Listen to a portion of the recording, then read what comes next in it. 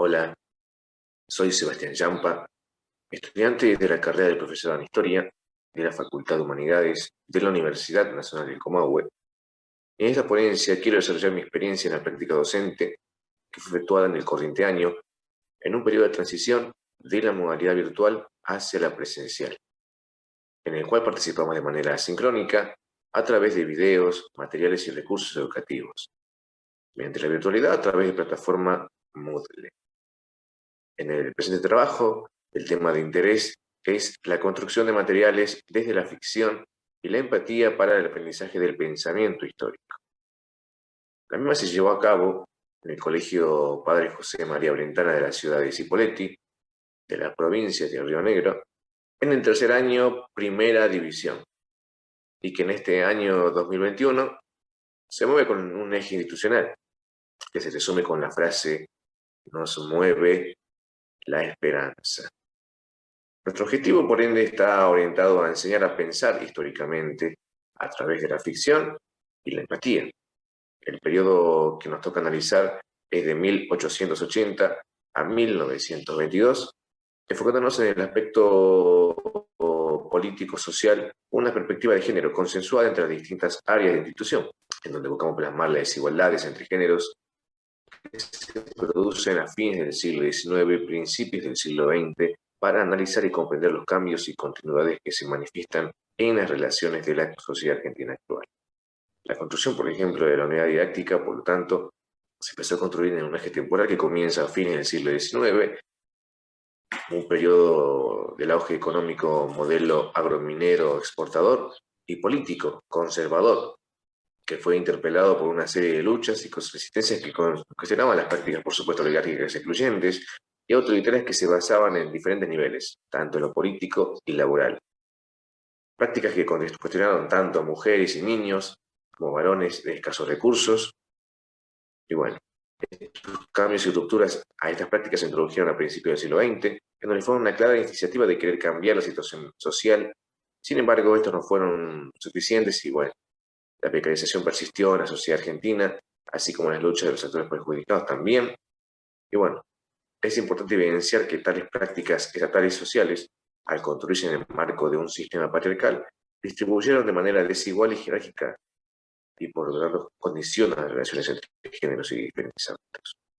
En definitiva, para la construcción de nuestro material didáctico, a través de la ficción y a ayudar a pensar históricamente se tuvo en cuenta qué es el género y por qué se vincula con la noción de patriarcado, qué efectos tiene su desarrollo en la sociedad, cómo se configuran las relaciones sociales a fines del siglo XIX y principios del siglo XX.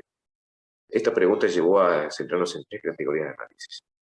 Primero, las relaciones laborales, las relaciones entre el Estado y los trabajadores, y también las relaciones ciudadanas. Con respecto a las relaciones, por ejemplo, ciudadanas, empezaríamos con una pregunta general. Primero, ¿cómo piensas que era la sociedad argentina a fines del siglo XIX y principios del siglo XX? ¿Existía la desigualdad de género? Bueno, dos, ¿actualmente crees que existe la desigualdad de género en Argentina? Preguntas que fueron retomadas a finalizar la producción de los materiales didácticos, por supuesto, por lo cual aquí fue aplicada la ficción a través de un radioteatro, donde tratamos de generar empatías y reflexiones a través de sus personajes. El juego consistía en que los estudiantes se sitúen contextualmente a fines del siglo XIX y respondan al personaje de radioteatro. Una consigna. Si fueras un o una amigo o amiga de Juana, ¿qué le responderías? Recibimos la respuesta del estudiante denominado A, que desarrolló. Yo le contestaría a Juana que luche por dejar marca, ya que en un futuro las cosas podrían cambiar y el mundo la reconocería por sus actos. Además, la apoyaría en sus movimientos, entendería sus pensamientos y apoyaría sus proyectos. A todo esto quisiera agregar que en el curso se tornó un debate basado en la consigna principal, en el que el estudiante B dijo que creía que en la actualidad no existía la desigualdad de género, y agregando también que no tenía nada de malo ser machista, que él se consideraba así. La clase se tornó con mucho debate hasta que se tuvo que dar en un receso. Bueno, esta situación nos llevó a que nos planteemos una nueva oportunidad inigualable, por supuesto, de una nueva construcción de materiales, según palabras de Sanjurjo Liliana, en el cómo llevar adelante la construcción de cuatrieles didácticos, en el cual se trató de generar empatías, sensibilidades y también, por supuesto, recomendado a nuestra conformadora Tatiana Márquez. En base al radioteatro, posteriormente, se creó una ficha de cátedra, una ficha interactiva, donde se plasma cómo era el sufragio antes de la ley Sáenz-Peña. Una carta que recibe el personaje de radioteatro Manuel, de su primo Ramiro, en el que explica que se acercan elecciones, pero él no puede ir porque es peligroso. Y no entiende el por qué. En base a esta producción propia realizada, sentíamos la participación grupal en que los estudiantes debían responder. Ayuda a Manuel a responder a su primo. ¿Qué tenía de peligroso ir a votar? ¿Por qué creían que era así la votación? Antes de 1912, tenían en cuenta lo que dijo, por supuesto, Ramiro. A ver, ¿quiénes son los que pueden votar todavía? ¿Por qué creen que se los excluye? Bueno, a lo que el grupo 1 respondió, lo que tenía peligroso de ir a votar era que el voto era cantado, y si bien ellos no hacían caso y no votaban a los que decían, podrían sufrir violencia. Como respuesta número 2, como lo dice el texto, las mujeres no podían ir a votar. Y creo que nadie lo lograba entender, porque las mujeres fueron las que hicieron muchas cosas para lograr tener ese derecho. En ese momento se excluía por la sociedad de esos momentos. Bueno, en base a estos materiales elaborados, por supuesto podemos observar las respuestas de los estudiantes en el cual se destacó cómo dan cuenta de la complejidad de la época y responden al personaje ficticio. En este ejercicio, por ejemplo, vemos el esfuerzo por comprender la temporalidad histórica, la perspectiva y los saberes de un escritor de ficciones, por ejemplo. Una mirada que nos acerca al tema asumiendo la complejidad que supone, para traducirla a su vez en un lenguaje accesible para el lector, por ejemplo, palabras de Fernández Cano, ¿no? Y bueno, para finalizar y reforzar esta categoría de análisis, cerramos con una consigna en la cual consistían en crear una carta a Julieta Lantieri para contarles cómo es la situación actual de los derechos políticos, por supuesto, en donde tiene que incluir quiénes iban a las elecciones, quiénes podían votar y cómo era la participación política. Bueno, en este caso, a desarrollar la respuesta número C, por supuesto, del grupo, dijeron, te cuento que hoy en día el pensamiento y la voz de las mujeres se tienen mucho más en cuenta. Ahora pueden votar, tener cargos públicos importantes como la presidencia y cualquier tipo de trabajo, además del acceso a la educación y a participar en medios de comunicación. En este desarrollo de consigna podemos observar, por supuesto, la argumentación histórica en relación al pasado presente, como nos dice Muñoz Reyes, por supuesto, en el cual a través del juego temporal podemos creer que se generó el pensar históricamente a los estudiantes. Como segunda categoría de análisis, están las relaciones laborales, con un estudio de casos, maestras argentinas, en donde a través de la aplicación Geniali incentivamos a que los estudiantes trabajen con un ejercicio de roles para que puedan entrar en personajes ficticios que creamos, por supuesto, en el periodo ya nombrado. Bueno, acá tomamos una cita, por supuesto, de Fernández Nilda, en el cual nos dice, bueno, se pueden servir como vía práctica para acceder a los problemas cuyas múltiples transformaciones afectan a la vida cotidiana en la sociedad, las sociedades actuales y que se abordan como objeto de conocimiento en la escuela.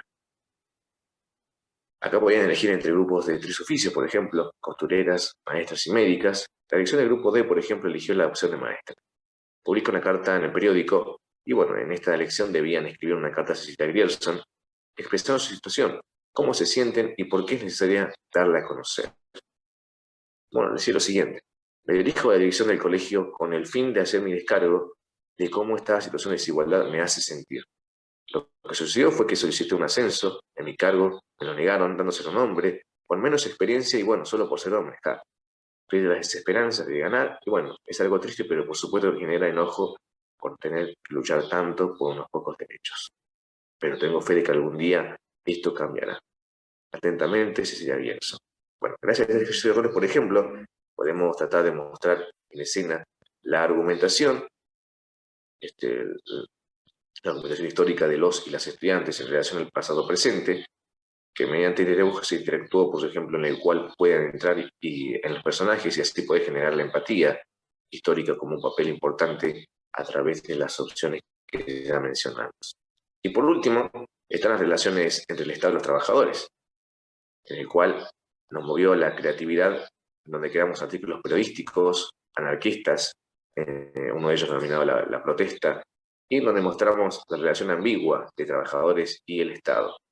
Además, por supuesto, una entrevista exclusiva del presidente Hipólito Yrigoyen, que, bueno, en cual el más de esta última actividad se supone que una lectura compartida en la entrevista al más notable proyector de los obreros del presidente Yrigoyen, en el titulado El periodo de la época, se pudo promover el pensamiento crítico, donde se realizó un debate en torno a las siguientes preguntas. La primera, ¿cómo era la relación entre la autoridad del Estado y el presidente, la policía, los patrones y los trabajadores? 2. ¿Qué cambios y continuidades en relación a los trabajadores se identifican con la llegada de Irigoyen y la presidencia? 3. ¿Cómo piensan la situación actual de los trabajadores? Tener en cuenta los siguientes aspectos. ¿Hacen huelgas? ¿Por qué y a quiénes reclaman? ¿Se resuelven los conflictos? Bueno, solamente vamos a leer acá un poquito la transcripción del cuadro que tenemos. Bueno, antes de 1916, trabajar más de 8 horas, un sueldo bajo, malas condiciones de trabajo. En 1916 y 1922 hubo un pequeño cambio mínimo, en consenso de la mayoría, por supuesto. Irigoyen interviene en algunos conflictos, y bueno, como en la actualidad, lo podemos ver hoy en día, dice, hoy los y las trabajadores tienen mejores condiciones laborales, algunos pueden tener un trabajo formal, necesitan un secundario o un título, y los conflictos que se resuelven por la negociación.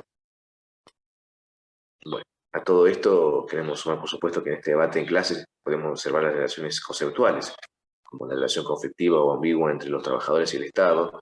Y eso también fue pensando en relación a través de las relaciones temporales, como el cuadro lo detalla, por supuesto. Haciendo este juego entre pasado y presente, en ver, por ejemplo, los futuros posibles. Y bueno, con esto queremos llegar a que se genere o se incentive el pensamiento crítico, empático, con sensibilidades, en la actualidad, a través de este caso de lo entrevista, por supuesto, al presidente Irigoyen. Y bueno, para finalizar mi ponencia,